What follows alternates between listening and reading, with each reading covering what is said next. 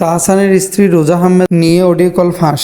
ওর নাম ছিল উম্মে হাবিবা রোজা, এরপরে রোজা আহমেদ করছে। কারণ আমাদের 9 বছরের একটা রিলেশনশিপ ছিল। তার বিদেশ যাওয়ার সময় 15 লাখ টাকার মতো আমার কাছ থেকে নেওয়া হয়েছে। 1 মাস আগেও ফোন দিয়ে আমার সাথে সব প্যাচ আপ করতে চাইছে। ব্রেকআপের রিজনও তাহসানই ছিল। আমাকে তো ভাই 9 বছরের ছেঁকা দিয়ে চলে গেছে।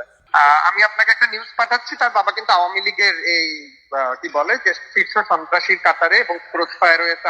খুবই দুরান্দার একজন নারী, আমি তার সম্পর্কে বাজে কথা বলতে চাই না। এবং আরেকটা জিনিস আপনাকে বলে তারা ফলাও করে প্রচার করছে যে নিউ ইয়র্ক ইউনিভার্সিটি থেকে সে কসমোলজির উপর ডিগ্রি লাভ করেছে। হ্যাঁ, আমি আপনাকে আজকে এই জিনিসটা বলি, আপনি তো একজন সাংবাদিক, আমি নিজেও পড়াশোনা করেছি সাংবাদিকতা বিভাগে, আপনি একটু অনুসন্ধানী করে নেবেন।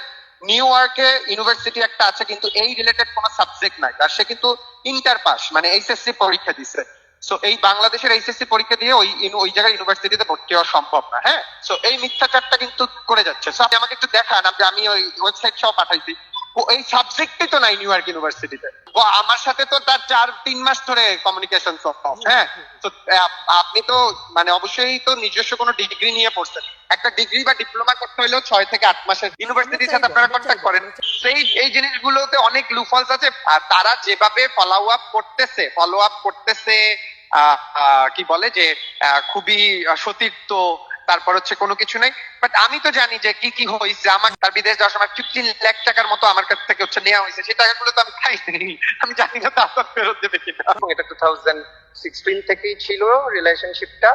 আর যেটা হয়েছে আমি আসলে গতকাল পর্যন্ত জানতাম না। গত 3 মাসে 3.5 মাসের মতো হয়েছে ব্রেকআপ হয়েছে। তারা যখন দেখতেছি বিভিন্ন নিউজ পোর্টালে বলতেছে যে 1 বছর ধরে তাদের সম্পর্ক আগাচ্ছে। সো মানে আমি জানি না আসলে এটা সত্য কতটুকু মিথ্যা কতটুকু।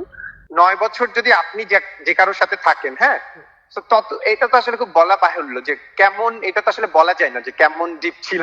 So you know very well, childhood প্রেম থেকে শুরু করে ওর ক্যারিয়ারে আজকে এই জায়গাতে আসছে, সেখান থেকে শুরু করে ইউএসএ তে গেছে, সেখানেও আমার একটা কন্ট্রিবিউশন ছিল। তো সবকিছু মিলিয়ে এটা তো আসলে ভাই মানে এইভাবে তো আসলে বলা যাবে না।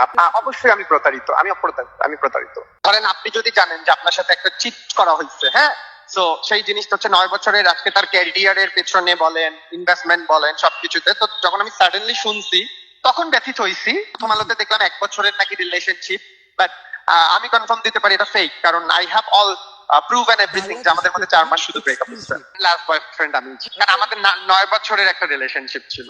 ইভেন সে কিন্তু আমাকে 1 মাস আগেও ফোন দিয়ে আমার সাথে সব প্যাচ আপ করতে চাইছে এবং বলা হয়েছে যে যদি কোনো এরকম কিছু হয় তুমি জানি কোনো কিছু না করো। আমি তো কোনো কিছু করবো না, আমি এখন পর্যন্ত কোনো কিছু করছি না। I would like to request please আমার নামটা ইউজ না করার জন্য।